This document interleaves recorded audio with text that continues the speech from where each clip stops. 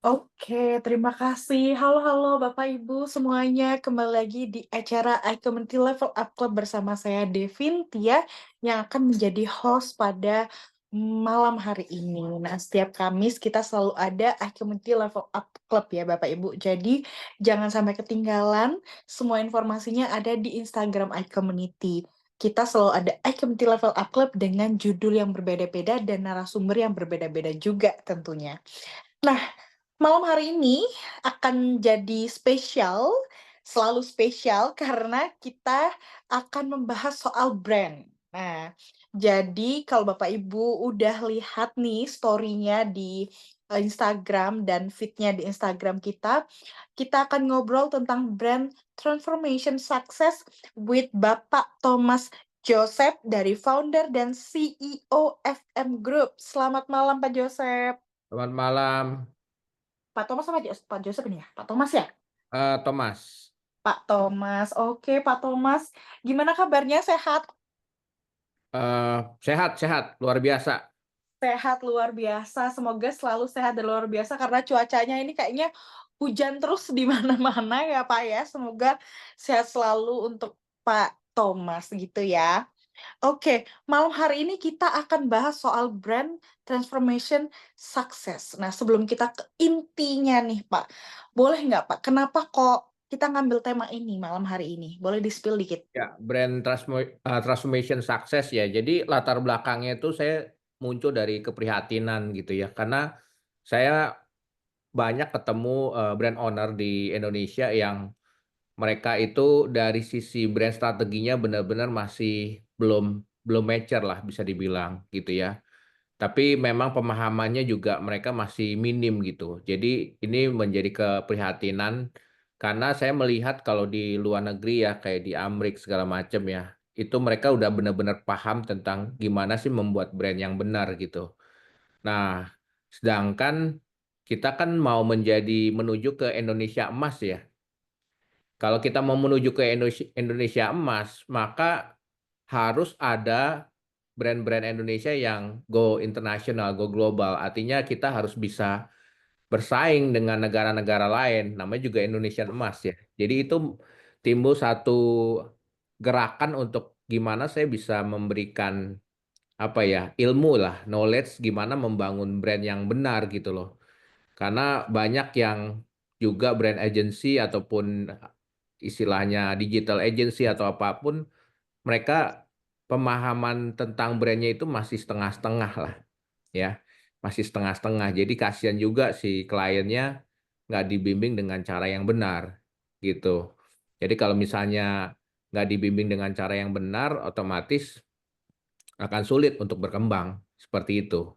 Dan aku lihat juga sekarang tuh, kalau aku melihat fenomenanya itu dunia branding, konsultan branding itu kebagi jadi 2 kubu, Bu Devin, Mhm, ya. Kubu yang old fashion tuh ya konvensional lah, orang orang ngomongnya konvensional, mhm. which is tuh orang-orang lama lah, dihuni oleh orang-orang yang udah 50 tahun ke atas gitu kan. Mereka itu sangat hebat dari pemahaman brand secara fundamental. Artinya mereka ngerti lah namanya brand positioning, gimana bikin yang benar, gimana bikin framework communication yang benar, communication direction yang benar, itu mereka sangat paham banget. Tetapi secara ilmu teknikal digitalnya, strategi medianya, mereka lemah. Gimana membuat brand itu bisa berkembang, optimize di media digital, mereka nggak ngerti secara teknikalnya. Nah, di satu sisi ada agensi yang dihuni oleh anak-anak muda. Anak-anak muda nih sangat lihai soal teknikal. Mereka jago banget bikin konten yang viral. Mereka paham memanfaatkan algoritma sosial media, algoritma search engine dengan ilmunya mereka, mereka udah paham banget. Tetapi pemahaman mereka tentang membangun brand, strategi secara fundamentalnya mereka masih lemah. Gimana membangun brand positioning, gimana membuat brand communication direction yang benar, itu mereka nggak paham. Bagaimana mendesain namanya brand experience design gitu ya. Mereka nggak paham. Mereka hanya bikin itu account-nya viral, tapi pesan yang disampaikan di dalam kontennya itu nggak kuat dalam membangun persepsi. Kalau kita ngomong brand itu kan bagaimana kita mendesain persepsi terhadap bisnis kita kan. Mhm, Jadi kalau mendesain persepsi itu ada tekniknya, nggak sembarangan gitu. Jadi mereka lemahnya di situ. Sehingga yang di satu kubu kuatnya di fundamentalnya, satu kuatnya di teknikalnya. mhm, Dan saya ini melihat dua-duanya itu penting. Jadi nggak bisa kita cuman mengandalkan fundamental tapi nggak menggunakan teknikal. Jadi dua-duanya penting. Kalau saya memang kan dari 2002 ya saya terjun ke industri ini. Jadi saya ngalamin semua tuh. Udah 22 tahun di industri brand. Jadi dari mulai yang eranya fundamental, kayak zaman saya tuh dulu demen banget belajar sama Hermawan Kertajaya kalau tahu, belajar tentang positioning, segmentation, targeting, positioning segala macam itu saya selalu kalau dia ada di TV itu saya selalu ikutin gitu. Dari zaman zaman bahala lah. Jadi saya pengetahuan dari fundamentalnya udah kuat banget. Nah, ditambah saya emang belajar lagi, dikirim kuliah bukan kuliah, belajar langsung dari Google Academy, kemudian juga belajar langsung dari Instagram. Jadi secara ilmu teknikalnya juga kuat. Kita sama apa fundamental dan teknikal sama-sama tahu. Nah, itu yang mempertajam gimana membuat sebuah brand yang bisa sukses tuh seperti itu. Jadi saya mau membantu mentransform banyak brand owner di Indonesia supaya bisa sukses dengan pengetahuan yang saya miliki ini. Seperti itu, Mbak Devin. oke, keren banget. Bagaimana ini adalah bagaimana cara mengkomunikasikan dan memaksimalkan brand kita. Dan, apakah Bapak Ibu yang di sini udah yakin sudah mengkomunikasikan brand-nya dengan tepat? Mungkin ini saatnya ya Bapak Ibu boleh ambil semua materinya dari Pak Thomas nanti dan tanya secara langsung gimana sih, apakah sudah memaksimalkan, branding Bapak Ibu itu ke khalayak sudah oke apa belum? Nggak cuman soal, tadi aja ya Pak ya, apa, materinya oke, tapi dalam secara teknikalnya nanti juga harus oke juga, kayak gitu. Karena percuma, ya kan Pak? Oke. Betul. Lanjut aja langsung PPT terlebih dahulu, terus nanti kita langsung buka tanya jawab gitu ya Kak Oke, Thomas? boleh. Siap. Langsung aja kita mulai. Siap belajar sesuatu yang baru. Sabar, saya tutup. Oke, ya jadi ini materi saya, BTS, Brand Transformation Success. Ini sekedar tentang pengalaman saya di dunia brand dari 2002. Jadi pengalaman sudah lebih dari 22 tahun di dunia ini. Saya juga banyak mengajar sebagai digital marketing trainer. Salah satunya yang rutin itu di JMT Institute. Itu sebuah institut untuk properti. Saya mengajar digital marketing, materi materi digital marketing. Saya juga penulis buku Apps The Spirit of Digital Marketing 3.0 yang dipublish oleh Alex Media Komputindo. Waktu itu 2011 ya. Kemudian top tier klien saya ada Gojek, Tokopedia, Sinar Maslen, Astra, dan masih banyak lagi. Internasional klien ada Osram, Janssen Farmasi, dan juga saya punya pengetahuan yang cukup banyak di dunia startup, FMCG, otomotif, dan properti industri. Oke, kemudian dari industri knowledge, saya sangat paham di dunia branding dan digital marketing. Eh, Klien sudah lebih dari 300 klien yang sudah pernah dihandle oleh perusahaan kami, FM Group, dan juga lebih dari 10 jenis industri. Kalau bisa dibilang perusahaan saya dari 2009 itu sudah, bahkan sekarang sudah banyak karyawan saya yang sekarang udah bikin agensi dan udah lebih sukses dari saya gitu ya. Ada 4 agensi besar yang sebenarnya dulunya bekas eh, tim saya yang saya training gitu dan mereka sukses jadi entrepreneur juga seperti saya. Oke, ini Instagram saya ada @pemikirkreatif mungkin nanti bisa dicek. Oke, pertanyaan pertama adalah bicara tentang kita selalu harus mulai dari why-nya dulu nih. kenapa sih ada brand yang berhasil dan ada yang gagal? Pasti kita pingin tahu dong, kok ada brand yang berhasil, kok ada yang gagal ya? Nah, kebanyakan dari orang-orang yang saya tanyakan, mereka biasanya selalu ngomongnya satu, mereka selalu ngomongnya, "Ya Pak Thomas, karena saya modalnya sedikit, karena saya budgetnya terbatas," gitu ya. Nah, kalau misalnya jawabannya itu, saya akan tanya balik, apakah semua brand yang punya budget besar itu pasti sukses? Padahal kan nggak juga ya, berarti jawabannya bukan itu gitu. Kemudian mengapa sih banyak brand yang melakukan rebranding? Nah, itu banyak sekali yang bingung kan, kok perusahaan-perusahaan besar kayak, misalnya, Starbucks gitu ya, itu udah ganti logo, ganti branding tuh berapa kali ya. KFC udah ganti logo berapa kali gitu ya. Hampir semua brand-brand besar tuh sudah banyak melakukan rebranding. Ya, hal itu nanti akan semua terjawab setelah saya membawakan materi ini, ya. Ingin tahu jawabannya? Ingin tahu? Ingin tahu Oh, nggak nih Bapak Ibu? iya, ingin tahu ya? Mhm. Oke, kita langsung mulai aja. Nah, ini yang tadi saya bilang konvensional vs digital. Jadi di dunia brand itu, eee, ada 2 jenis KPI ya. Ada 2 jenis Key Performance Indicator tuh artinya, indikasi kita melihat brand itu sukses atau tidak, ya.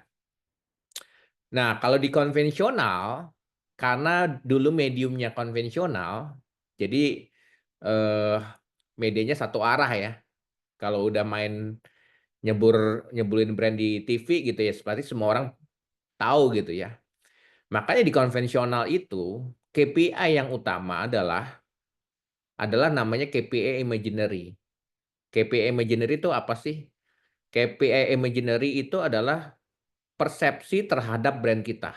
Apakah positif atau negatif atau netral?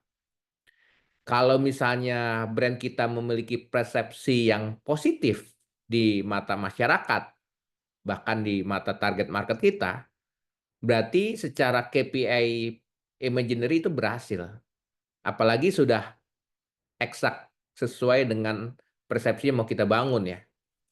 Ya, jadi, eee, konvensional agency selalu memiliki KPI bicara tentang KPI imaginary. Jadi persepsi terhadap brand kita nih udah benar atau belum, ya. Kalau misalnya sudah bagus, sudah sesuai dengan apa yang kita plan tentang brand message yang kita plan, berarti itu udah berhasil.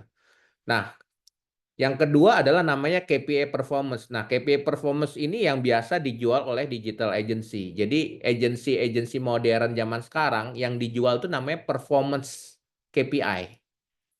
Yang KPI performance itu terdiri dari 4 ya, awareness, berapa banyak orang yang tahu brand kita. Kemudian yang kedua adalah, eee, kedua itu namanya consideration, berapa orang yang mulai consider atau tertarik untuk membeli produk kita. Yang ketiga itu KPI-nya namanya conversion, berapa banyak yang orang akhirnya membeli produk kita. Yang keempat itu adalah retention, berapa banyak orang yang akhirnya kembali membeli produk kita. Nah, di dunia digital marketing, itu mereka mengagung-agungkan KPI performance, karena dengan medium strategi media yang tepat, itu bisa terukur semuanya, dari awareness, eee, consideration, conversion, sampai ke retention. Nah, tapi padahal sesungguhnya ini jawaban yang paling apa, kenapa, KPI imaginary itu juga penting, karena sesungguhnya kalau misalnya secara KPI imaginary-nya aja belum bener, udah pasti KPI performance-nya itu pasti gagal. Jadi biasanya kalau misalnya kita sudah fokusnya ke KPI performance, kita nih harus benerin KPI imaginary dulu, gitu. Banyak orang awam yang nggak paham, mereka pakai digital marketing, terus kok bisnisnya nggak berkembang. Karena KPI secara imaginary-nya belum bener. Jadi brand strateginya tuh secara fundamentalnya belum dibangun.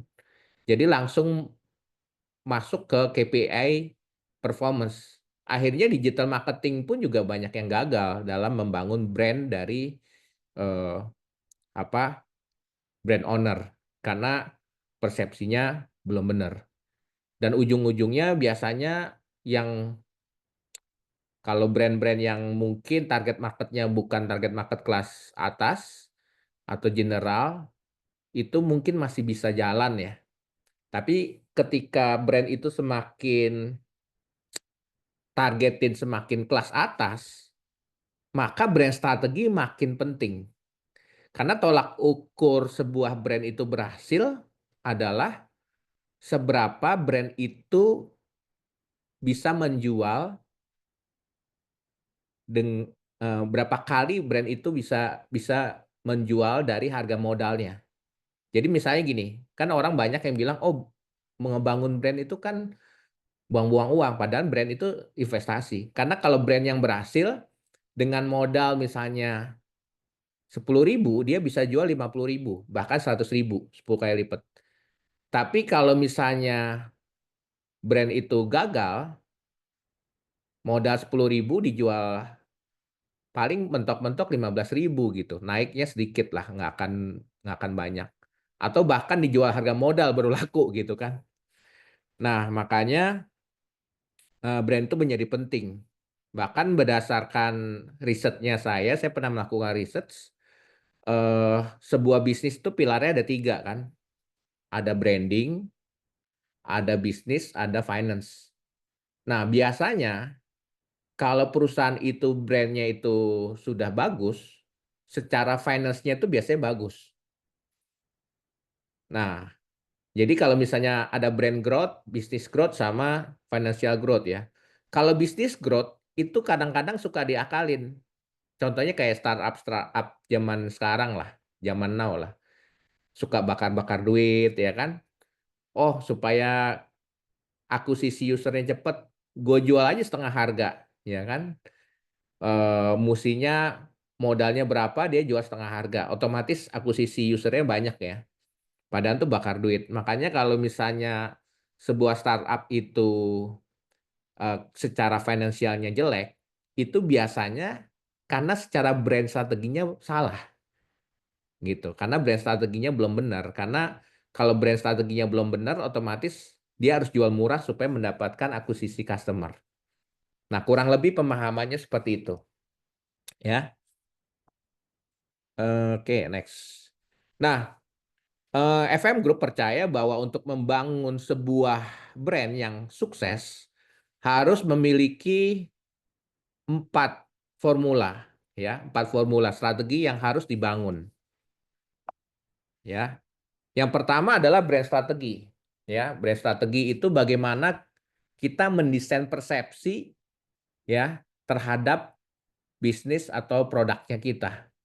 Jadi kalau namanya brand itu ada 3 ya, kalau kita ngomong brand, ada namanya brand korporat, ya, branding dari perusahaannya kita, ada brand produk, brand dari produknya kita, terus yang ketiga personal brand, itu brand dari si ownernya atau diri kita, ya.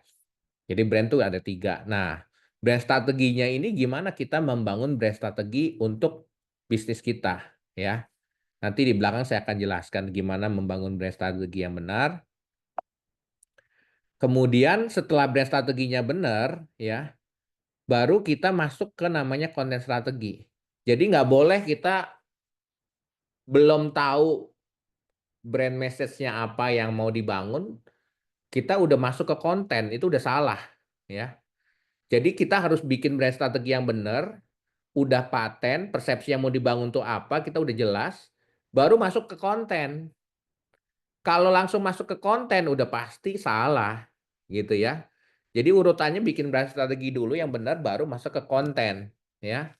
Setelah konten strategi baru masuknya ke media strategi, ya. Jadi urutannya brand dulu, desain persepsi terhadap bisnis kita, sudah tahu apa persepsi yang mau dibangun, baru bikin kontennya, ya. Konten tuh ada dua macam, bisa konten iklan atau konten yang untuk membangun brand, kayak misalnya sosmed dan lain-lain ya, konten yang secara daily kita bangun ya. Bisa buat iklan, bisa untuk konten daily. Kemudian konten yang udah ada, baru medianya apa, ya, media strateginya apa, gitu ya. Setelah kita strategi media, baru satu lagi adalah program strategi. Program strategi itu bicara tentang tergantung dari kondisi brand kita. Kalau brand kita ini punya problem di mana, kita bikin programnya yang sesuai untuk kondisi kita. Ibaratnya kalau misalnya orang sakit kepala, dikasihnya obat sakit kepala. Program strategi itu ibaratnya kayak obat untuk mengobati masalah kita. Ambil contoh misalnya paling gampang. Waktu itu ada satu skincare yang punya problem, orang nganggapnya memiliki kandungan yang berbahaya. Ya berarti programnya apa untuk menyelesaikan itu? Programnya adalah edukasi. Oh, bahwa skincare kita mengandung kandungan ini sebenarnya nggak berbahaya kok buat kulit gitu. Jadi programnya edukasi. Jadi setiap program itu tergantung masalah dari brand tersebut, ya. Jadi programnya itu beda-beda, harus custom ya. Jadi pertama brand, konten, media, dan program. Ini adalah 4 formulasi untuk membangun brand yang sukses. Nah, yang pertama adalah bagaimana membangun brand strategi yang benar. Pertama harus kita bertanya sama diri kita, ya. Jadi ini adalah 5 pertanyaan, kalau kita tidak bisa menjawab satu aja dari pertanyaan ini, berarti kita belum memiliki brand yang benar, ya. Jadi misalnya kalau, "Oh aku belum bisa jawab ini ya, pantas aja brand brand aku kok susah berkembang," ya. Jadi ada 5 nih. Ya, pertama adalah tujuan atau latar belakang Anda membuat brand. Nah, yang ini lucu nih. Banyak sekali saya ketemu brand owner atau UMKM ya biasanya di Indonesia, "Pak, Bapak itu dulu bikin usaha ini tujuannya apa sih?" Banyak yang jawab, "Ah, yang penting cari cuan aja." Banyak yang jawab kayak gitu. Nah, itu jawabannya klasik banget lah. Ya, berarti kan dia masih belum tahu bikin brand yang benar gimana, karena latar belakang bikin usahanya aja cuman cari cuan gitu kan. Terus yang kedua, apa sih keunikan yang menjadikan brand Anda berbeda? Kalau ditanya gini, "Ya Pak, bisnis saya tuh semua sama." Ya kalau udah jawab gitu ya udah berarti belum punya brand strategi yang benar. Jadi kalau punya strategi brand yang benar tuh pasti kita harus bisa jawab, ya. Bahkan kita ngomong ya paling gampang gini lah, kita ngomong semua produk deh. Pepsi sama Coca-Cola bahannya sama nggak sih? Sama, ya, sama-sama itu Coca-Cola sama Pepsi sama, 11-12 lah, paling beda-beda cuman 0,1% atau mungkin bisa dibilang 100% sama. Tapi orang bisa punya persepsi yang lain gitulah. Karena kalau kita ngomong Coca-Cola, dia punya brand promise-nya kan happiness dan celebration. Sedangkan kalau, eee, Pepsi, dia lebih ke apa, young and anti status quo. Jadi, intinya beda secara brand promise-nya. Sehingga orang tuh kalau pencinta Coca-Cola sama Pepsi itu biasanya beda karakternya. Nah itu aja yang sama aja bisa beda gitu ya. Apalagi ya kita ngomong nggak semua produk lah sama lah, kita ngomong misalnya paling gampang sabun lah. Sabun misalnya Lifebuoy sama, Dettol. Kenapa si Lifebuoy bisa jual lebih mahal dibanding Dettol? Ya karena brand-nya udah lebih mature gitu, lebih dulu gitu kan. Padahal ya kandungannya sama 11-12, mungkin cuman apa ya, pewanginya ya beda, tapi kandungannya kurang lebih sama lah. Nah, berikutnya, yang ketiga, apa janji brand kepada target market Anda? Nah, ini penting nih brand promise, karena brand itu mewakili janji terhadap customer kita. Oh, janji brandnya apa ya? Kalau masih mikir berarti belum punya brand yang benar, ya. Kemudian yang keempat, apa sih alasan target market Anda percaya dengan janji brand Anda? Banyak yang sudah punya janji brand keren-keren. Saya mau bisa mengubah dunia misalnya gitu kan. Janjinya gede banget mengubah dunia, tapi belum ada satu bukti bahwa aktivitas brand tersebut yang mengubah dunia gitu ya. Jadi kita sebagai brand pun juga harus bisa menepati janji brand kita terhadap customer. Yang kelima, pengalaman apa yang Anda ciptakan dari brand Anda? Pas ditanya, pengalaman apa ya? Nggak tahu. Nah, berarti belum punya strategi brand yang benar. Jadi untuk memiliki strategi brand yang benar, kita udah punya atau belum, harus bisa menjawab 5 hal ini. Kalau ada satu yang belum terjawab, berarti brand Anda belum benar. Berarti butuh jasa saya untuk bisa membantu Anda membangun brand yang benar. Ya, oke. Lalu fondasi dasarnya apa sih kalau untuk bikin brand? Nah, saya memiliki framework dalam membangun brand yang sering disebut namanya brand DNA. Brand DNA ini adalah sebuah strategi framework untuk membuat brand Anda itu berbeda, ya. Jadi pilarnya ada 3. Pilar yang pertama adalah purpose. Purpose itu adalah cara berpikirnya, apa sih yang melatar belakangi Anda membangun brand ini, gitu ya. Jadi why, why-nya itu harus terjawab. Menyelesaikan masalah apa gitu ya. Kemudian target market siapa gitu ya. Ini harus terjawab di brand purpose. Jadi misalnya Anda mau bantu siapa sih gitu ya. Pertanyaan-pertanyaan itulah untuk menggali namanya brand purpose ya. Pilar kedua adalah namanya brand message. Brand message itu apa sih? Brand message itu pesan brand ya. Nah, jadi apa sih masalah utama yang kamu pecahkan untuk target market Anda? Berarti di brand message ini kita harus sudah tahu target market kita siapa. Kalau belum tahu gimana bikin pesannya ya. Ya, brand message pun nanti ada turunannya. Ada yang disebut namanya brand promise. Apa sih yang kita janjikan kepada target market kita? Ada yang namanya RTB, reason to believe. Apa sih yang fakta-fakta yang membuat Anda percaya terhadap orang bisa percaya sama brand promise Anda gitu ya. Misalnya ambil contoh, kita ngomong susu Unland ya. Susu Unland brand promise-nya apa? Agility, mobility ya. Kemudian reason to believe-nya apa? Terbukti secara klinis dalam 2 minggu bisa memperbaiki kerusakan tulang. Jadi lengkap tuh. Kalau bikin brand tuh harus lengkap ya. Kemudian nanti turunannya lagi, bikin tagline-nya apa segala macam. Itu di brand message. Kemudian yang ketiga adalah bagaimana kita bicara membangun pilar ketiga brand identity, ya. Personality atau karakter apa yang mau diciptakan dari brand Anda. Jadi orang mau kenal Anda tuh sebagai apa, ya. Sehingga kita tuh berbeda sama orang lain. Kita ngomong paling gampangnya seperti ini. Kalau misalnya kita ketemu teman kita, kalau setiap ketemu hobinya apa? Kasih jok-jok ya. Dia orangnya humoris gitu ya. Nah, makanya kalau kita ketemu orang terus orang itu selalu bisa menghibur kita, berarti langsung kita tahu nih identitasnya ini orangnya humoris, ya. Atau kita ketemu orang setiap kita ketemu dia, dia itu bisa kasih insight. Wow, kasih masukan, knowledge. Oh, berarti ini orangnya yang knowledgeable, ya.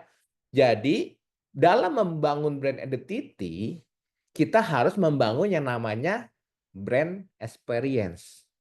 Ya, pengalaman apa yang Anda ingin ciptakan terhadap brand Anda, itu adalah brand identity, ya. Kan kalau orang ngomong brand identity taunya cuma logo gitu kan, terus, eee, name card gitu ya, itu adalah turunannya, ya. Untuk membangun pengalaman, tentu kita harus punya logo yang bagus, harus punya name card, desain corporate identity yang bagus, harus punya signboard yang bagus. Nah, itu kan salah satu bagian dari brand identity. Tapi brand identity sesungguhnya adalah bicara tentang apa sih pengalaman yang Anda mau ciptakan terhadap orang yang berhubungan dengan brand Anda. Jadi pengalaman yang akan diciptakan itu yang namanya brand identity, ya. Sehingga orang kenalnya brand Anda tuh adalah brand yang titik titik titik gitu ya. Ya itu jadi pilarnya 3, brand purpose, brand message, dan brand identity. Banyak orang yang salah kaprah. Menganggap brand identity ya logo, desain packaging gitu ya. Itu bagian dari brand identity ya. Nah, kemudian berikutnya adalah bicara tentang brand positioning. Jadi kalau untuk bikin brand unik, kita harus punya namanya brand positioning. Nah, kalau bicara brand positioning teorinya kan panjang. Makanya saya bikin simple dengan membuat 3 lingkaran. Nah, lingkaran yang pertama itu yang disebut namanya customer needs. Apa sih yang dibutuhkan oleh customer Anda? Kita bikin checklistnya tuh, bikin checklist. Kemudian lingkaran kedua yang kuning ini apa sih yang menjadi strength point yang ditawarkan brand Anda? Kemudian lingkaran ketiga adalah apa sih yang menjadi kekuatan atau yang ditawarkan oleh kompetitor Anda, ya. Nah, untuk membangun brand positioning, kita kuncinya harus bisa menemukan namanya USP, unique selling point, ya. Unique selling point itu adalah irisan dari apa yang menjadi customer needs dan your brand offering, tetapi yang tidak beririsan dengan kompetitor offering. Itu USP. USP ini yang nanti cikal bakalnya untuk kita bangun brand message-nya kita, gitu. Karena kalau kita nggak ada USP, akan sulit dalam mendesain brand message-nya kita. Karena apa yang dijual, yang beda apa dibanding kompetitor? Sama-sama semua gitu kan. Makanya harus harus membuat brand positioning untuk tujuannya menemukan namanya USP Anda, ya, gitu. Tapi ini kalau mau diceritain panjang, jadi saya bikin simple aja. Nah, kemudian bicara yang berikutnya adalah konten strategi, ya.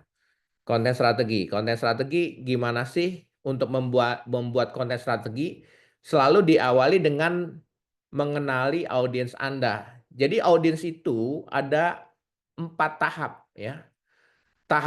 Ada 3 tahap, sorry ya, 3 tahap. Pertama adalah tahap yang blank. Blank itu nggak tahu apa-apa tentang brand Anda. Kenal aja juga enggak gitu ya. Yang ketiga cold. Dia udah tahu brand Anda, tapi merasa belum butuh ya. Udah tahu tapi masa belum butuh, belum mau beli gitu ya. Ketiga tuh hot. Ya, hot tuh artinya sudah mencari produk Anda, ya. Dari ketiga kondisi ini tentu pesannya berbeda, ya. Kalau kita mau bikin konten antara orang yang blank yang belum tahu sama sekali, antara yang cold sama yang hot, pasti pesannya beda.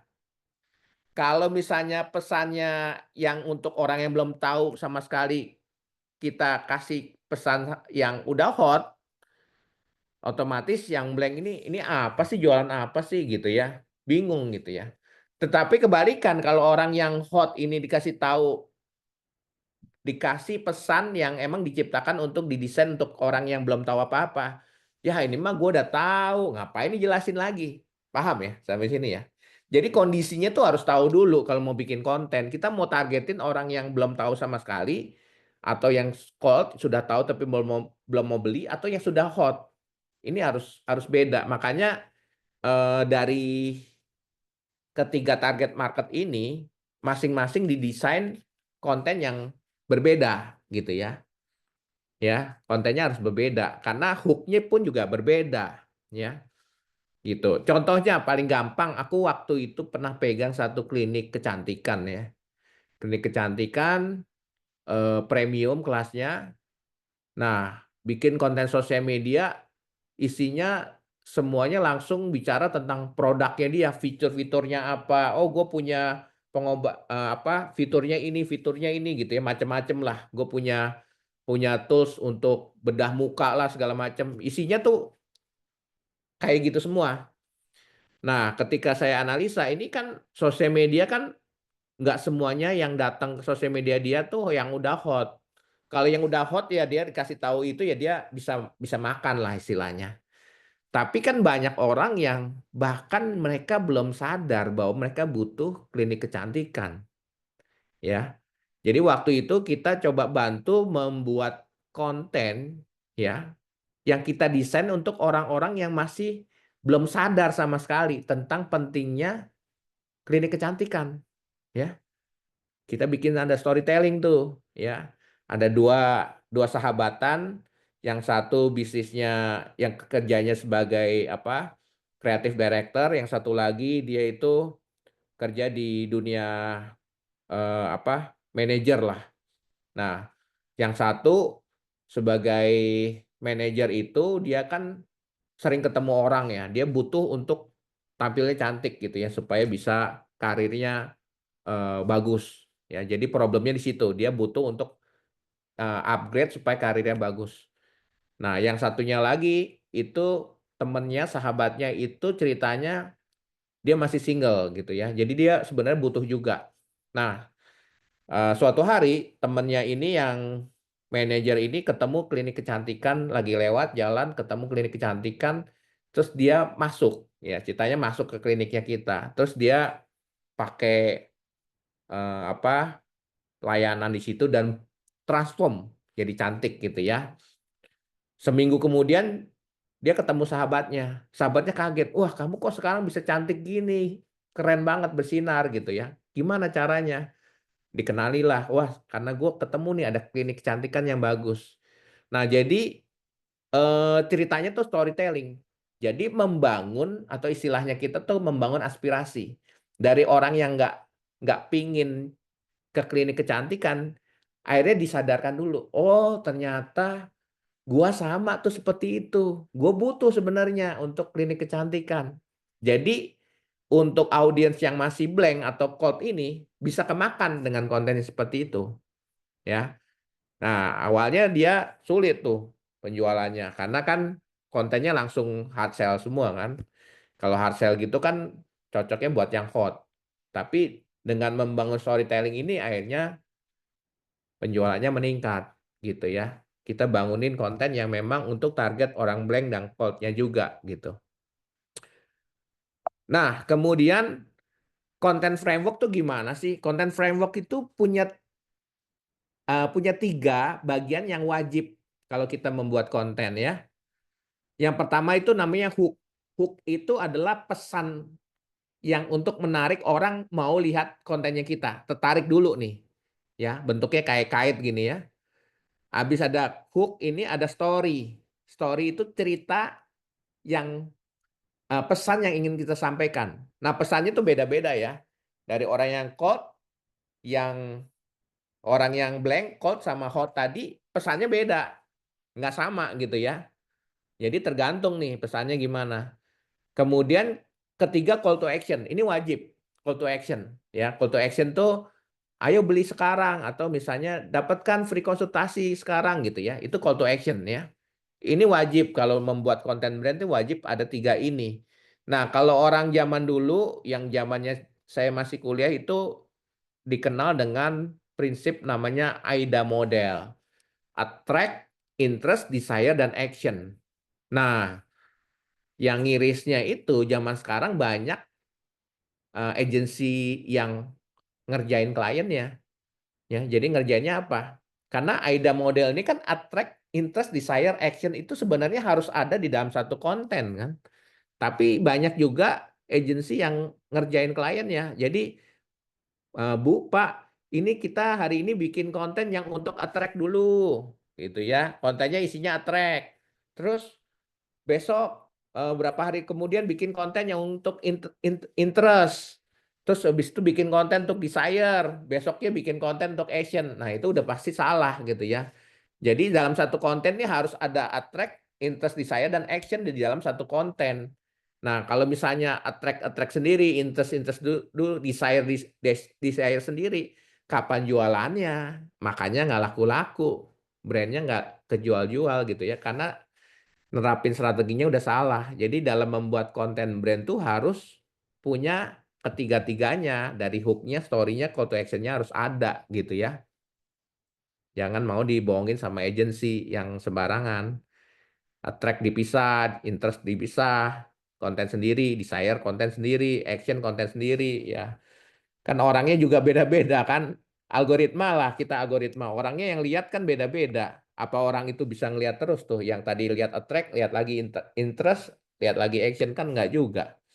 Maka banyak yang akhirnya eh, udah jalan tapi nggak ada hasil gitu ya, karena menerapkan strateginya udah salah. Kemudian berikutnya adalah media strategi. Nah, media strategi itu kalau kontennya sudah siap, siap kita distribusikan. Nah, media strategi itu ada 4, ya. Ya, ada 4. Yang pertama kita sering sebutnya namanya on media. On media itu adalah media yang milik kita sendiri. Kita punya website, kita punya sosial media dan lain-lain. Itu yang disebut namanya on media, ya. Kedua ada namanya earned media. Earned media itu adalah media yang memiliki traffic yang besar, ya, seperti KOL, influencer, terus portal berita. Ya, itu adalah earned media. Jadi kita bisa memanfaatkan mereka untuk menarik traffic ke medianya kita. Ketiga ada namanya paid media. Paid media itu media yang berbayar, iklan, ya. Kalau kita pasang iklan di Meta Ads, Google Ads, Instagram Ads, LinkedIn Ads itu adalah paid media, ya. Yang berbayar itu paid media. Yang keempat adalah share media. Share media itu adalah media community, bisa ke Facebook grup kita, WhatsApp grup kita, atau media komunitas itu namanya share media yang kita bisa bagikan secara gratis.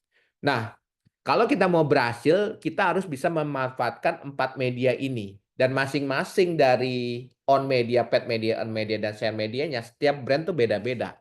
Nggak bisa sama gitu ya. Tergantung brand kita itu industrinya apa, karakteristiknya apa. Jadi itu akan disesuaikan dengan brandnya kita. Tapi pada dasarnya 4 media ini harus dimanfaatkan. Nah, untuk bikin sebuah ini formula yang dari perusahaan kami ciptakan, kita punya on media winning formula. Jadi untuk membuat strategi ini berhasil, ya, dalam membangun misalnya konten sosial media harus ada 4 hal ini untuk bisa on media kita berhasil. Yang pertama adalah namanya brand building. Ya, jadi kontennya kita ini harus relate sama pesan brand yang mau disampaikan. Jadi jangan kontennya kita yang penting viral, ya. Tapi pesan brandnya nggak masuk, ya gimana gitu ya. Jadi kalau bikin konten tuh harus kontekstual. Kita mau bangun persepsi apa terhadap brand kita harus masukkan di dalam kontennya kita gitu ya. Brand building. Jadi pertama harus ada brand building. Yang kedua ada yang dinamakan authority building. Authority building itu apa sih? Jadi semua algoritma, baik itu search engine, walaupun itu sosial media, mereka itu kan ada fasilitas search-nya ya. Fasilitas search-nya ya. Jadi search-nya itu atau ada search juga ada kalau sosial media itu mempertemukan orang yang memang relate dengan konten yang dia sedang cari gitu ya. Jadi misalnya gini, ada orang yang kita misalnya bisnis kita nih otomotif lah, jual beli mobil misalnya ya. Ada orang yang lagi nyari konten-konten otomotif. Nah, sosial media itu bisa menarik orang tadi untuk memfollow Instagram kita. Karena Instagram kita isinya otomotif, ya. Nah, untuk membangun authority, kuncinya harus bikin konten yang konsisten dengan industrinya kita. Jadi authority itu bicara bahwa topik yang sesuai dengan industri kita itu kita unggul, ya. Jadi kalau misalnya ambil contoh ada orang yang udah main sosial media kok nggak berhasil-berhasil. Ternyata saya cek hari ini ngebahasnya otomotif, besok fashion, besok lagi kuliner gitu ya. Kontennya berubah-ubah. Nah, jadi secara algoritma si sosial media ini bingung, ini kontennya dia tuh sebenarnya otoritinya di mana sih? Topik ownership-nya tuh di mana? Apakah di otomotif, di fashion atau di mana? Jadi dia nggak mendapatkan namanya traffic atau user gratis daripada si sosial media ini. Karena kontennya berubah-ubah terus. Jadi kalau kontennya mau bisa dapat user gratis, kita harus kuat di satu topik yang misalnya sesuai dengan industri kita. Jadi kalau orang sedang mencari topik itu, akan diketemukan dengan sosial media kita. Itu namanya authority building. Jadi pertama brand building itu membangun pesan terhadap pesan brand kita. Yang kedua authority buildingnya juga mesti diperhatikan. Lalu yang ketiga itu adalah engagement building. Nah, engagement building ini penting karena algoritma sosial media itu juga melihat bahwa semakin besar engagementnya kita, konten itu dianggap semakin berkualitas, ya. Nah, engagement building selain untuk meningkatkan visibility, itu juga berguna untuk menciptakan namanya relationship, hubungan. Jadi kalau kita main sosial media itu nggak bisa satu arah, karena sosial media itu dua arah. Jadi engagement building itu penting. Jadi kita perlu bikin konten-konten yang kita sering namanya engagement content. Kita berupa pertanyaan. Misalnya kita bisnisnya fashion, kita bertanya, produk fashion mana yang menjadi favorit kamu gitu ya. Kita bertanya seperti itu. Jadi untuk membangun percakapan dengan audiens kita, atau kita bisa bikin sebuah kuis atau sebuah pertanyaan, "Kamu setuju nggak sih kalau misalnya, si A ini pakai baju yang seperti ini?" Gitu. "Menurut kamu bagus atau tidak?" Tulis ya di kolom komen, kalau bagus ketik Y, kalau tidak ketik N gitu ya. Jadi banyak tuh interaksinya. Nah itu untuk membangun namanya engagement building ya. Yang terakhir ada namanya traffic building. Ya, traffic building ini penting juga. Nah, traffic building yang tadi yang sering saya sebut bikin konten yang viral ya, atau bikin konten yang kita sering sebutnya punya namanya social value atau shareable. Jadi kalau orang lihat konten kita, dia pasti pengen share ke temennya ya. Nah, kalau traffic building itu atau bikin konten viral rumusnya cuma ada 4. Pertama bikin konten yang lucu, kedua bikin konten yang emosional, ketiga itu bikin konten yang bisa isi-isi fakta yang nggak lazim. Yang keempat, kita sering sebutnya namanya David vs Goliath. Jadi ada pihak yang kuat melawan pihak yang lemah. Itu selalu viral. Contohnya yang baru-baru ini tentang penjual es. Penjual es lagi ada pengajian, si Gus Miftah ngomong, "Wah, penjual es nih dagangannya gimana nih? Kalau belum laku ya dijual," gitu ya. Terus ada kata-kata caciannya. Kan orang lihat, wah nih kayaknya menzolimin yang jual es. Langsung viral. Jadi rumus David vs Goliath itu pihak yang kuat melawan pihak yang lemah itu selalu selalu viral. Kalau zaman zaman dulu ada namanya Omni Hospital, kasusnya si Prita itu juga viral ya. Terus yang setahun yang lalu ada Mario Dandi, dia itu anak pejabat pajak, mukulin David Ozora sampai geger otak, itu viral juga. Jadi David vs Goliath tuh banyak yang viral ya. Jadi itu rumusnya 4 ya. Kalau emosional tuh misalnya bantu nih, ada nenek-nenek di jalan, "Nenek udah makan belum nih?" Gitu, "Saya kasih makanannya." Itu emosional. Jadi itu ya, lucu, emosional, fakta nggak lazim, sama David vs Goliath. Kalau mau bikin konten yang traffic building. Jadi 4 strategi ini selalu digunakan untuk membangun on medianya kita ya, untuk berhasil. Nah, kemudian ini adalah rumus untuk meningkatkan visibility ya, yang sebut orang-orang Facebook, orang-orang Meta ngomongnya namanya AdRank formula. Affinity dikali weight dikali time decay. Affinity itu apa sih?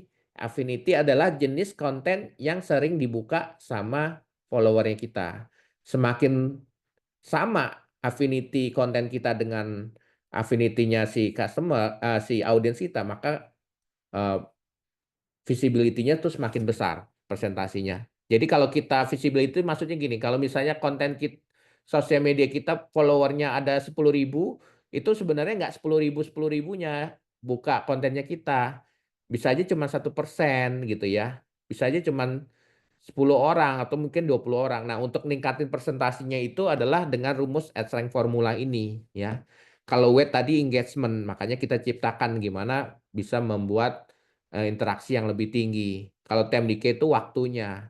Waktu follower kita aktif jam berapa, kalau semakin waktunya semakin dekat, mendekati, itu visibility-nya juga semakin besar gitu ya. Nah, untuk membuat paid media yang berhasil, rumusnya ada 4 ya. Pertama dari ads kontennya dulu nih ya, yang tadi saya udah ajarin ya. Ada hook-nya, ada story-nya, ada call to action-nya. Dan juga desainnya juga harus tahu nih buat orang yang masih masih dingin, masih blank, masih dingin atau udah hot. Itu beda-beda ya. Itu rumusnya. Kedua, ads relevansi. Ini buat yang kita sering main di Google Search Ads atau iklan-iklan search, itu ads relevansi penting banget karena itu mempengaruhi ad rank-nya kita ya. Nah, ads relevansi itu misalnya ambil contoh kita jualan sepatu gitu ya. Pas diklik landing page-nya itu jangan ke homepage, tapi ke langsung produk sepatunya kita gitu ya. Semakin relevansi antara iklannya kita dengan keyword-nya kita, keyword. Nah, jadi relevansi itu tiga, relevansi antara produk yang kita iklankan dengan keyword yang kita pakai, yang ketiga itu dengan landing page-nya. Jadi tiga-tiganya harus relevan ya untuk maksimal. Itu kalau main di Google Search tuh seperti itu. Kemudian yang ketiga itu adalah media credibility. Kalau kita biasanya main di Google Display Ads, biasakan kalau kita mau iklan kita lebih bagus lagi, kita pilih media yang memang kredibel ya. Jadi gini, sebuah sebuah iklan yang kontennya sama dan juga targetnya sama, jadi orang yang sama dengan konten yang sama, tapi medianya berbeda, hasilnya pun bisa berbeda ya. Misalnya gini, media itu kan perantara ya. Misalnya eh, orang yang terkenal, misalnya Presiden Jokowi lah, mantan Presiden Jokowi bilang ya, kalau kamu mau berhasil, kamu harus kerja keras, ya. Terus saya juga bilang nih, saya orang biasa, saya bilang, kalau kamu mau berhasil harus kerja keras, harus kerja, kerja, kerja. Nah, kata-kata yang diucapkan mantan Presiden Jokowi, kerja, kerja, kerja, karena dia presiden, orang lebih lebih lebih ke beli gitu ya, lebih percaya karena dia seorang presiden. Kalau saya orang biasa bilang kerja kerja kerja mah udah biasa gitu ya. Jadi media itu juga pengaruh ya. Media juga pengaruh. Kalau misalnya iklan kita muncul di Detik, orang lebih percaya dibanding iklannya muncul di website yang nggak jelas gitu ya. Jadi media credibility itu pengaruh juga. Kemudian yang terakhir adalah landing page. Landing page itu bicara tentang setelah iklannya diklik, masuk ke landing page kita. Landing page-nya juga harus jelas, harus clear. Benefit orang ikut atau beli produk kita tuh apa ya. Habis itu kenapa gua harus beli sekarang? Jadi harus bisa menjawab itu. Kenapa gua harus beli produk ini? Dan yang kedua, kenapa gua harus beli sekarang ya. Kalau di landing page-nya itu ada ya berarti ini bisa lebih besar kemungkinan untuk brand kita dibeli. Nah, ini kita punya satu fitur di perusahaan kami, kita punya namanya product matching nih. Produk product matching ini menarik banget nih. Ini yang kita jual nih, yang biasa agensi lain nggak punya gitu ya. Jadi product matching ini kita punya AI yang bisa nyocokin antara produk kita yang kita iklankan dengan muncul di media yang memiliki gambar yang mirip dengan produk yang kita iklankan.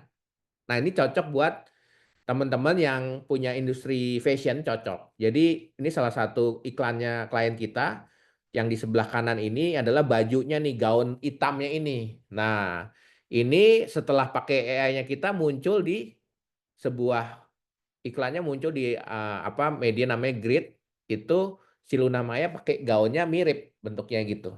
Nah, kenapa ini akan menjadi efektif? Karena tingkat relevansinya sangat tinggi. Jadi orang ketika ngelihat, ih, si Luna Maya gaunnya bagus ya, gue pingin beli nih. Kan kalau orang lihat kan gitu ya. Pas diklik masuk ke landing page dari produknya klien kita yang menjual gaun itu. Jadi tingkat relevansinya tinggi gitu ya. Ini salah satu yang produk yang kita jual tuh seperti itu untuk apa inovasi media kita.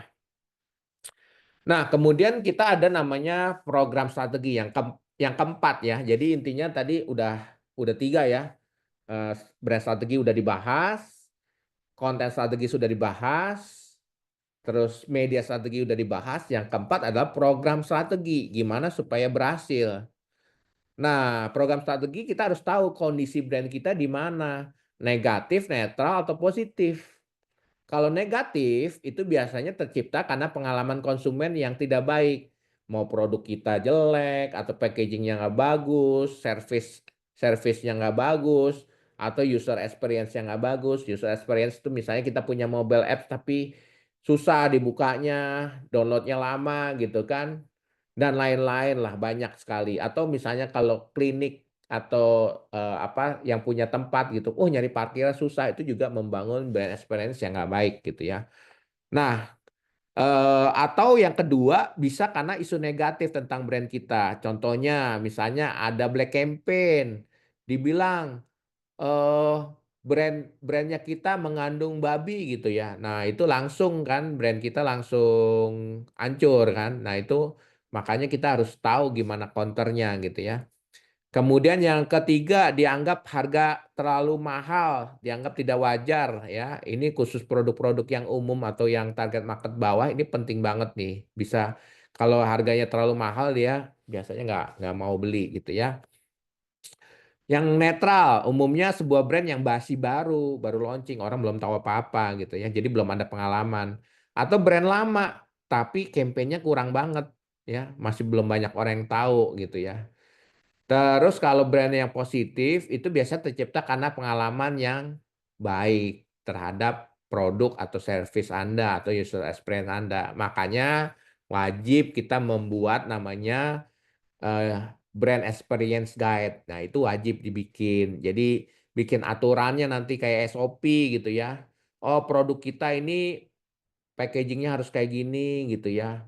Terus, nggak bisa kalau produk kita misalnya, apa, dikirim barangnya terus rusak gitu, nggak bisa. Jadi diprotek lah supaya orang tuh ketemu brand kita experience-nya tetap bagus gitu ya. Terus bisa juga karena pemberitaan positif, ya. Misalnya brand brand A gitu ya, membantu, apa, korban bencana alam gitu ya, itu bisa bangun positif tentang brand tersebut, atau testimoni tentang brand kita yang positif, ya. Misalnya saya udah pakai ini, saya jadi sehat gitu ya. Kemudian jika sudah tertarik membeli produk tapi masih belum membeli, antara lain bisa aja karena daya beli konsumennya atau belum ada urgensinya. Jadi kalau udah positif pun belum tentu orang beli juga, karena bisa aja, mungkin daya belinya kurang atau belum ada urgensi, makanya harus bikin program ya. Kalau daya beli, ya bikin program yang misalnya, yang membantu orang lah untuk bisa beli, bisa diskon, bisa apa gitu ya. Nah, kemudian ini beberapa winning program yang kita pernah, lakukan dan berhasil. Nah, salah satunya, kita pernah meningkatkan, sales 300% kurang dari 3 bulan ya, salah satunya. Jadi problemnya waktu itu ada klien kita perumahan yang dia udah punya land bank yang cukup besar lah, bisa bikin sampai 3.000 sampai 5.000 unit rumah lah, karena besar banget ya. Tapi permasalahannya apa? Produknya susah, nggak laku-laku. Dia udah pakai banyak jasa brand agency, marketing agency, sudah punya tim yang, banyak, marketingnya ada belasan orang, bahkan udah pro hire, marketing director dari orang yang udah pengalaman puluhan tahun juga, tapi masih gagal. Akhirnya kita dimintain tolong gitu ya. "Gimana nih Pak, tolong bantu kita." Nah, waktu itu kita lakuin research. Research-nya ternyata di daerah situ mostly adalah orang-orang itu masih first jobber. Jadi problemnya adalah mereka punya tabungan untuk nyicil tapi belum bisa bayar down payment-nya, ya. Jadi solusinya waktu itu salah satunya kita bikin program namanya AMR, tujuannya untuk membantu mereka untuk bisa memiliki rumah. Jadi kita waktu itu salah satu program unggulannya kita bikin program namanya DP Suka-Suka ya. Jadi bisa DP bayar seberapa aja untuk beli produknya kita ya, beli rumahnya kita. Nah, hasilnya dalam kurang waktu 3 bulan produknya laku gitu ya. Karena waktu itu belum ada rumah yang bisa bayar DP sesukanya. Ini jadi idenya saya nih yang waktu itu kita yang pionirin lah ide ini dan akhirnya karena berhasil banyak properti lain yang ngikutin idenya ya makanya Saya bisa men-share ini karena emang idenya dulu pertama kali berhasil dan udah banyak yang nyontek gitu ya. Udah banyak yang nyontek, tapi pionirnya yang menciptakan ide ini adalah dari perusahaan saya gitu ya, dari FM Group. Nah, ini 2017 ya. Kemudian waktu itu juga sempat ada klien, dia punya produknya, brandnya itu kamera. Nah, waktu itu ceritanya itu dia mau berinovasi lah. Nah, zaman itu kamera cuman ada dua macam. Satu untuk yang benar-benar general user, artinya untuk orang yang awam, itu kameranya murah-murah lah, yang harga di bawah 10 jutaan untuk penggunaan awam.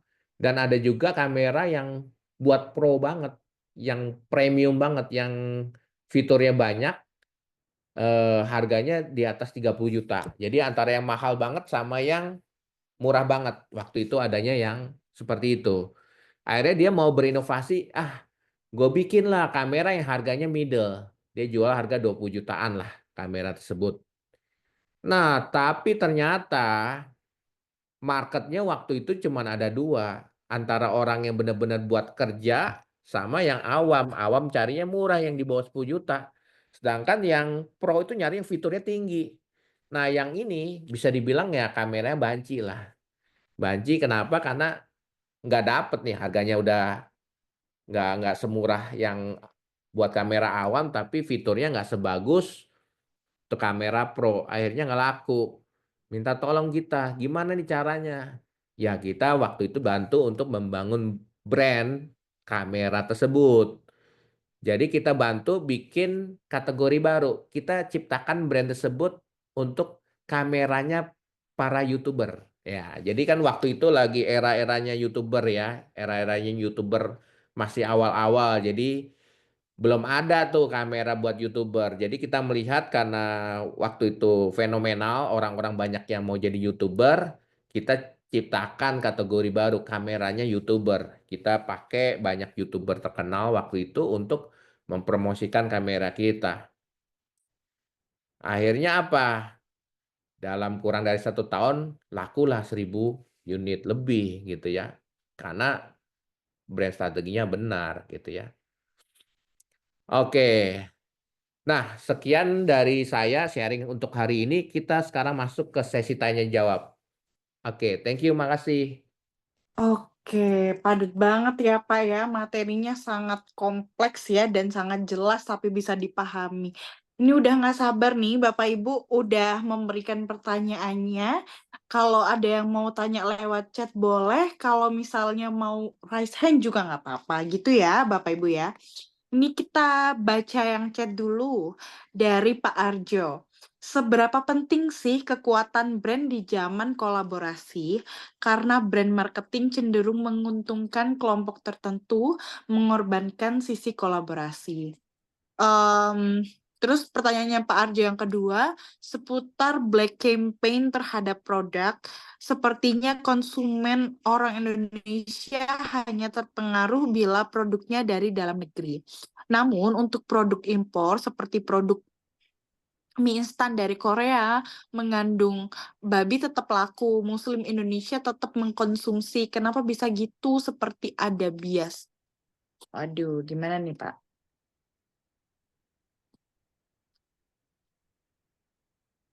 Oke, oke, saya jawab yang mana dulu ya? Yang pertama dulu ya. Yang pertama dulu aja. Seberapa penting kekuatan brand di zaman kolaborasi karena brand marketing cenderung menguntungkan kelompok tertentu atau mengorbankan sisi kolaborasi. Ya sebenarnya tergantung dari si brand ownernya sendiri ya. Karena kan balik lagi eh brand tadi kalau kita ngomong brand DNA itu kan ada namanya brand purpose ya. Karena kalau misalnya brand purpose-nya itu benar, mereka pastinya tidak akan mengorbankan sisi kolaborasi gitu ya. Karena brand yang besar, brand yang sukses, itu pasti brand purpose-nya tuh bagus. Udah pasti bagus. Kalau yang nggak bagus, gagal. Bahkan kalau udah nggak relevan, itu pasti gagal. Ya, kita ngomong paling gampang, contohnya gini. eh, Kenapa banyak brand yang gagal karena brand purpose-nya itu sudah nggak relevan. Ada yang ingat brand Nokia nggak?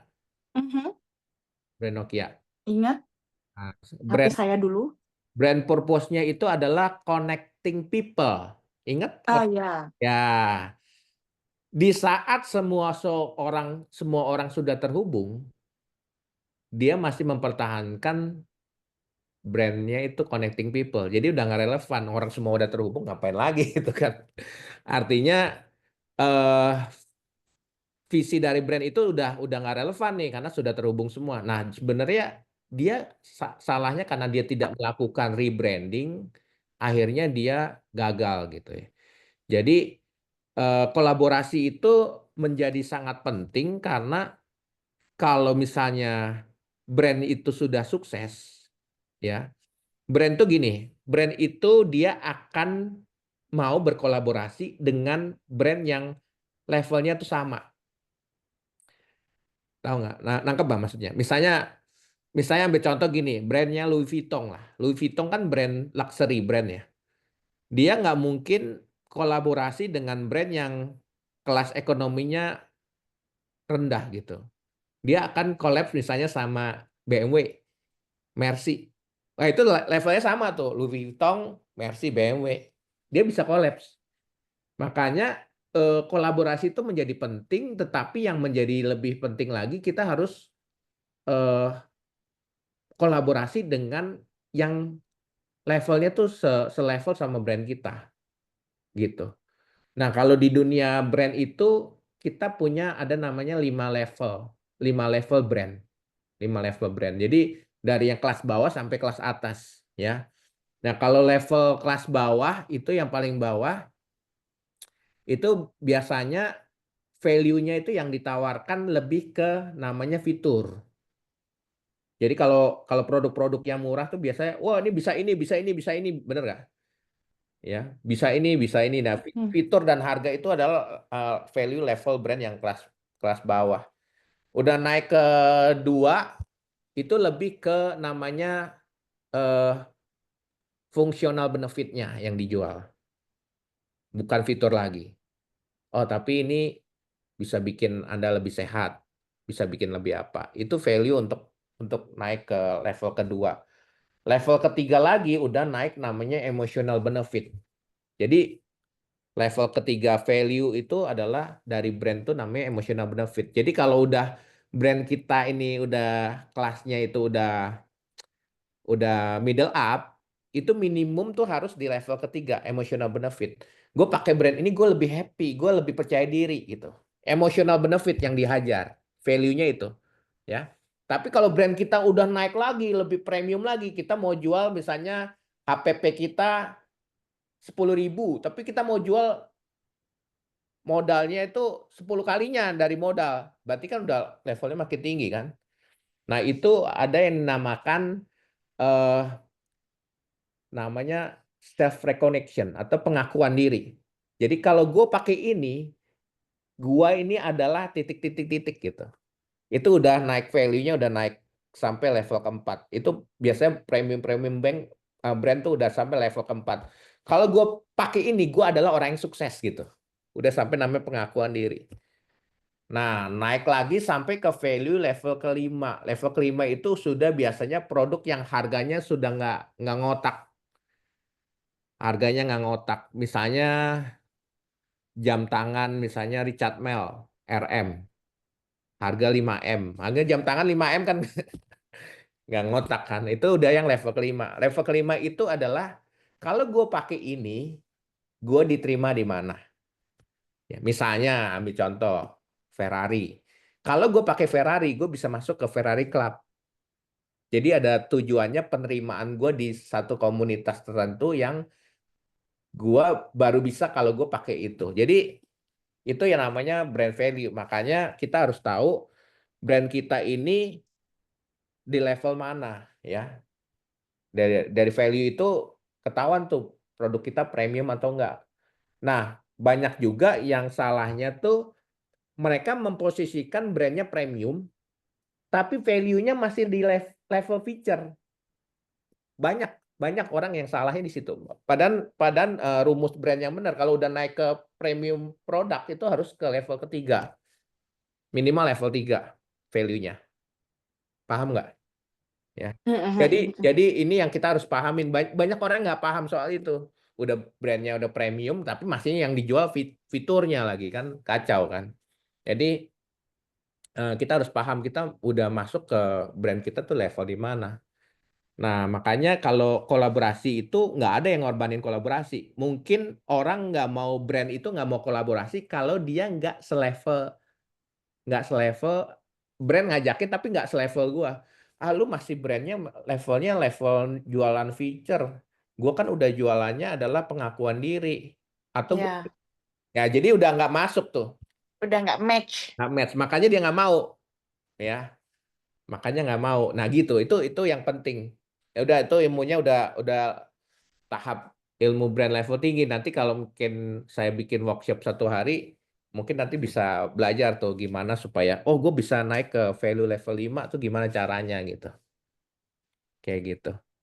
Ini tergantung bagaimana, dari pemilik brand itu mau ditempatkan di mana tuh produknya, terus akhirnya mau mengkomunikasikannya seperti apa. Dan Iya, juga sih kadang soalnya kalau dia udah bagus mungkin, tapi dia masih ngejelasin tentang fiturnya masih di bawah banget kayak gitu, masih di tahap awal kayak gitu. Yang iya, mana itu pasti, akan bersaing dengan produk-produk lainnya lebih lebih banyak lagi gitu kan, Pak. Semakin betul, dia betul. nggak tahu positioning-nya kan, karena itu. Karena yang dijual masih fitur. Jadi misalnya makanan, ini mengandung A, vitamin B, itu kan level fitur ya. Kalau Mhm. udah di level level kedua functional benefit masih mending. Ini makan ini itu bisa menambah stamina gitu. Itu udah lebih lebih bagus lah. Brandnya udah lebih bagus. Nah, kalau misalnya level emotional benefit, wah karena kalau minum ini hidup hidup Anda lebih bahagia. Oh, udah level emotional benefit banget kan? Mhm Ya, mhm. karena sehat Anda jadi bahagia gitu. Udah emotional benefit yang dijual gitu. Jadi kita harus kalau brand kita mau bagus ya kita mau harus naikin sampai level 5 sebenarnya kalau udah level 5 harga harga udah nggak jadi apa ya? Udah nggak jadi concern. Lu mau Mmm. jual harga berapapun orang akan beli kalau sudah sampai level 5 gitu. Makanya kan ada orang yang bingung, "Pak, kok orang iPhone bisa orang sampai gila-gila mau beli iPhone sampai jual ginjal kan ada kan?" Yang pertanyaan itu kan. Ya itu Mmm, karena dia udah sampai level 5 gitu. betul Kok sih, gue kayak pakai iPhone gue diterima di mana gitu. Udah sampai kayak gitu. betul Mm. betul. Mostly orang yang, maksudnya saya pribadi aja ketika udah mulai bekerja akhirnya mengganti ke iPhone juga bukan karena HP-nya ya, karena untungnya HP-nya bagus juga sih, tapi karena kita membeli brand-nya itu kan, jadi kita lebih, apa ya, merasa kalau HP-nya iPhone tuh lebih gimana gitu. Gitu Pak Arjo, mungkin ada tambahan? Ya mungkin bisa dibahas untuk yang pertanyaan kedua nih. Oke, seputar Black Campaign terhadap produk. Sepertinya konsumen Indonesia hanya terpengaruh bila produknya dalam negeri. Namun produk impor seperti mie instan dari Korea mengandung babi tetap laku. eh Ya sebenarnya tergantung itu lagi konsumennya ya Pak. Karena gini Pak, kalau di dunia komunikasi itu ada yang dinamakan ini loh. Kayak inilah Korea itu national brandingnya udah bagus banget Pak. Jadi Korea itu adalah sebuah negara yang dia paham kalau gue melakukan national branding, industri atau negara gue nih bisa berkembang. Makanya dia membangun national branding mulai dari film. Muncullah film ya, film-filmnya, terus K-popnya. Sehingga orang tuh saking cintanya sama Korea, apapun udah buta gitu loh. Sama aja kayak misalnya kita jatuh cinta sama artis, ya, jatuh cinta sama artis Korea gitu ya.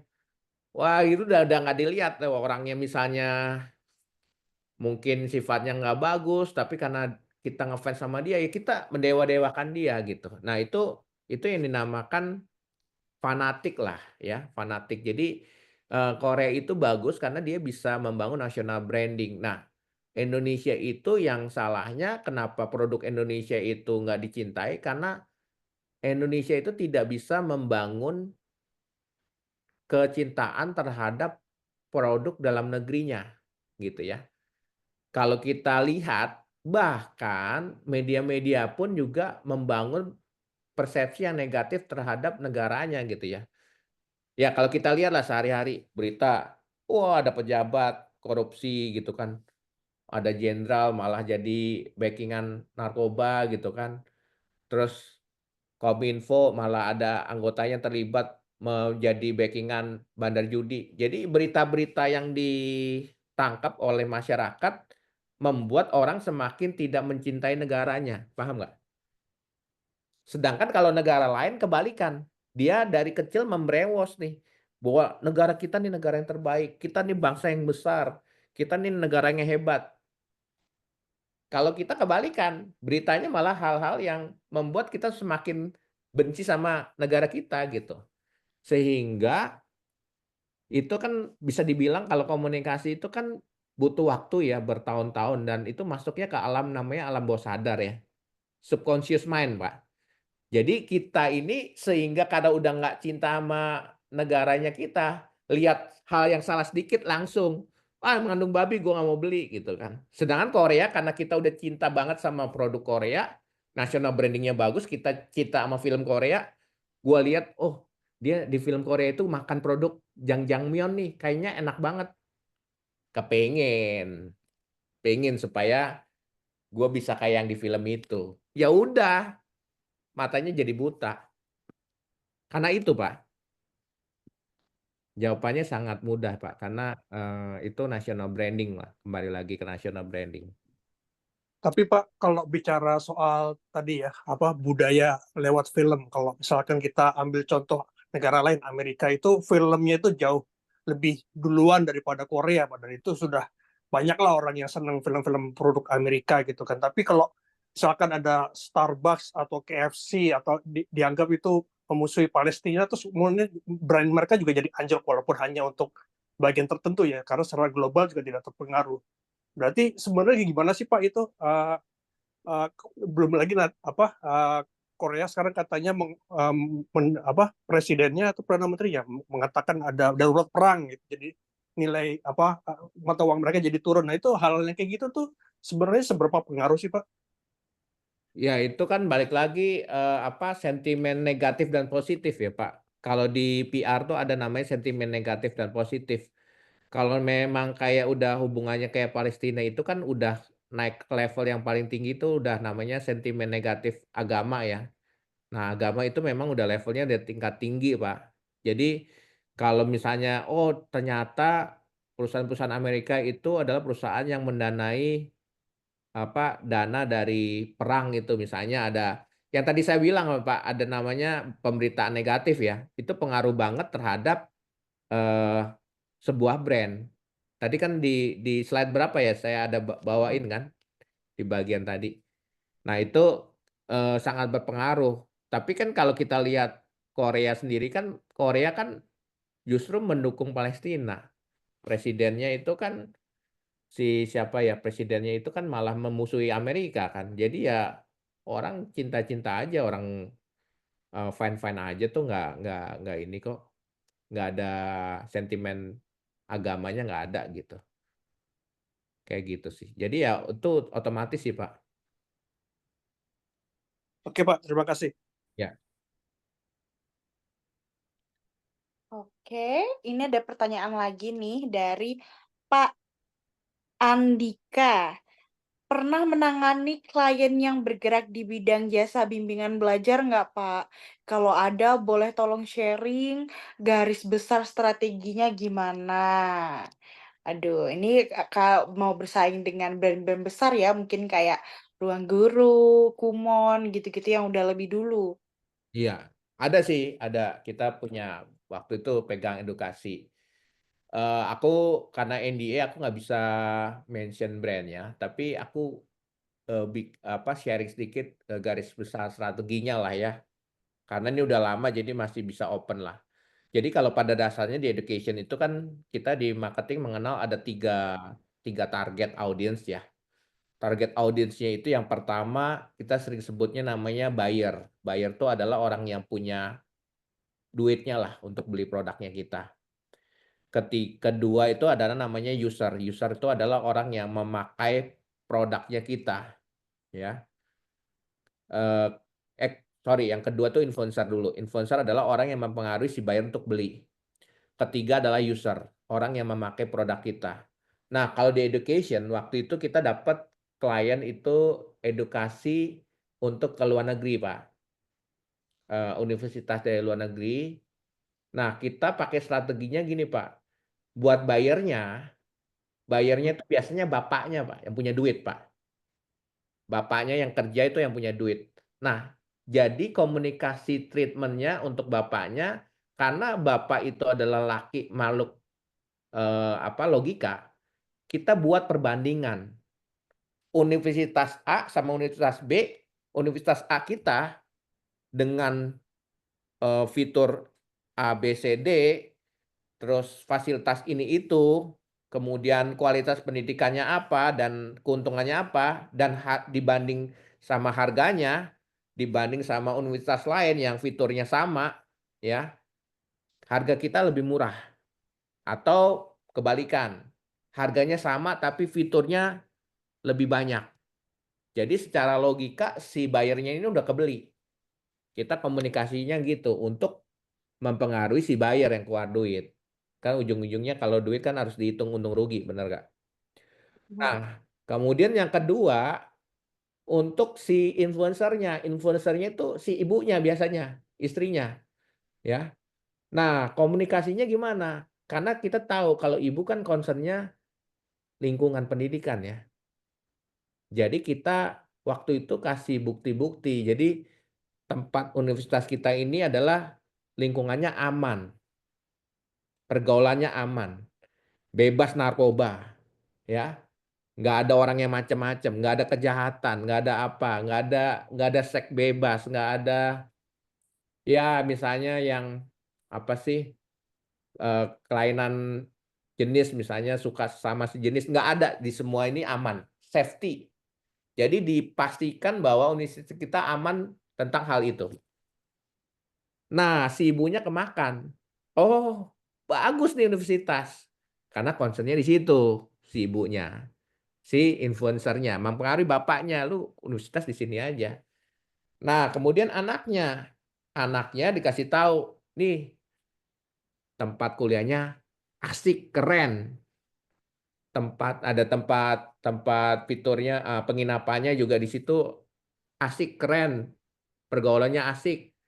Terus kasih tahu juga, ada loh orang Indonesianya juga. Nah, jadi kalau kalau Bapak Ibu, tahu bahwa anak-anak di Indonesia itu kalau mau kuliah di luar negeri, itu agak takut kalau misalnya nggak ada orang yang sama-sama Indonesianya. Kita kasih tahu di situ ada orang Indonesianya juga. Jadi dia akan merasa, "Ah, gua aman ah, gua ada teman sebangsa gua di situ." Jadi buat si usernya juga seneng, kasih tahu kegiatan-kegiatannya. Ada ekskulnya misalnya ekskulnya basket apa gitu ya, yang menarik buat si yang mau kuliah di situ, ya. Ya oke, jadi treatment komunikasinya ketiga-tiganya dapat. Makanya, jualannya juga laris manis, karena ketiganya kebeli gitu loh. Kurang lebih strateginya gitu, Pak. Gimana nih Pak Andika? Bisa Ya, ada yang dicontek nih? makasih Bu, nanti saya follow up. Oke, nanti boleh ya kalau misalnya mau ngobrol lebih jauh. Oke, ada lagi Bapak Ibu yang mau tanya nih, karena nggak kerasa udah jam 25.07 loh. Sebenarnya Pak Thomas itu waktunya terbatas untuk kita, tapi ternyata beliau hari ini mau men-spare-kan waktunya gitu. Terima kasih banyak ya Pak Thomas. Oh, Pak Arjo masih raise hand nih. Oke, boleh Pak Arjo silahkan. Ada yang mau diketahuin? Ya, mungkin sedikit aja. Orang-orang kita tuh kecenderungannya FOMO, Pak. Jadi kalau misalkan yang satu jualan kopi sukses terus pengen niru, atau jualan apa, bahkan termasuk misalkan belajar bahasa Inggris, bahasa Inggris itu juga begitu. Tapi sebenarnya kemudian dari konsumennya juga mereka mikir ini begitu banyak pilihan, kalau bayarnya segini apakah misalkan worth it apa enggak, apakah kemahalan walaupun sudah harga diturunin serendah-rendah itu masih belum belum ada yang benar-benar tertarik gitu. Jadi sebenarnya ada lagi kiat-kiat tertentu supaya ini bisa membedakan gitu kan, atau gimana Pak? Oke, kalau itu mudah Pak jawabnya Pak. Jadi emang FOMO itu sebenarnya bukan di Indonesia doang, di luar negeri juga FOMO juga Pak. Kalau Bapak tahu itu sifat dasar manusia, fear of missing out. Jadi takut ketinggalan. Satu hal yang banyak orang lupakan di dunia itu ada namanya intellectual property, Pak. Jadi kalau brand itu punya satu konsep yang unik, yang eh, dia tahu nih bakal sukses gitu ya.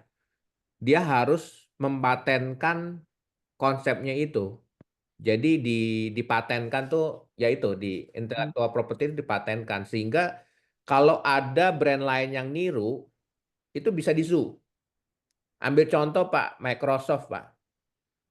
Microsoft, Apple itu semuanya brand besar yang kenapa mereka bisa sustain menjaga brand itu bisa menjadi besar karena mereka bermain dengan intellectual property. Jadi kayak eh, produk handphone yang lain yang menggunakan misalnya misalnya user experience-nya mirip-mirip Apple, itu mereka wajib bayar ke Apple. Jadi si brand malah bisa dapat pemasukan lagi dari situ. Jadi untuk kita membuat brand yang sukses, kita harus bisa tahu, wah ini bakal sukses. Kita harus patenkan itu. Sehingga nanti ketika itu semuanya ngikutin, bisa jadi kita dapat pemasukan kedua. Bukan cuma jualan brandnya kita, tapi kita dapat royalti dari brand-brand lain yang memakai konsepnya kita.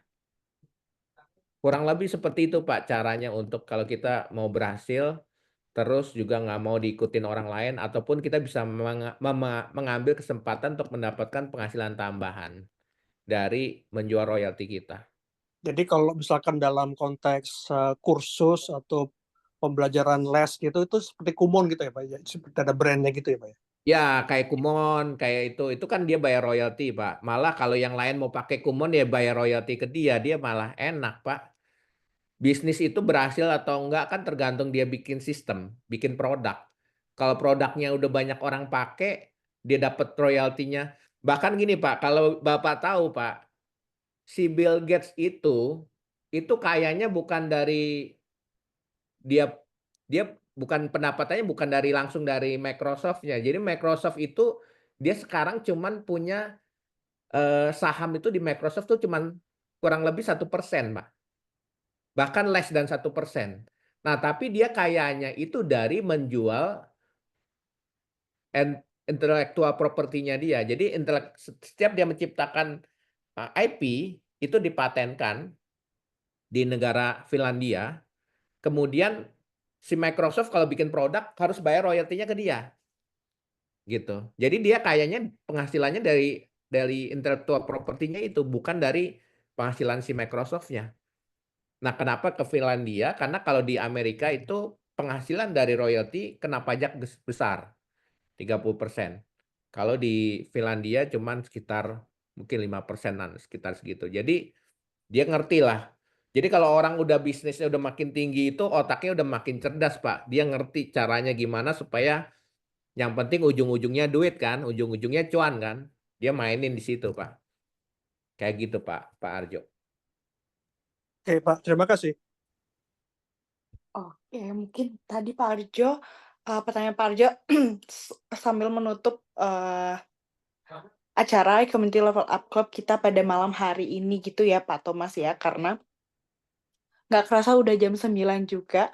Mungkin Pak Thomas boleh dong diinfo kalau ada mau keep in touch lagi dengan Pak Thomas bisa menghubungi di mana kayak gitu mungkin. Boleh. Tadi saya kasih tahu yang slide terakhirnya saya ini. Bentar. Ini bisa hubungin saya di sini saya kasih kontaknya. Bisa follow Instagram saya juga si Pemikir Kreatif. Ini ada email sama WhatsApp saya. gitu. Jadi nanti kalau brandnya Bapak butuh dibantu, dibimbing untuk bikin strateginya, bisa hubungin saya. Kalau Wah, emang udah jadi terus butuh strategi ke digital marketingnya juga saya juga bisa bantu sih. Tergantung kebutuhannya sejauh mana. oke. Nanti kalau misalnya mau konsul, boleh DM aja atau WA juga terbuka ya. Kalau mau tanya-tanya Siap. dulu juga boleh ya, Pak ya. Aman, aman, aman. Aman-aman. Oke, terima kasih banyak Pak Thomas atas materinya malam hari ini.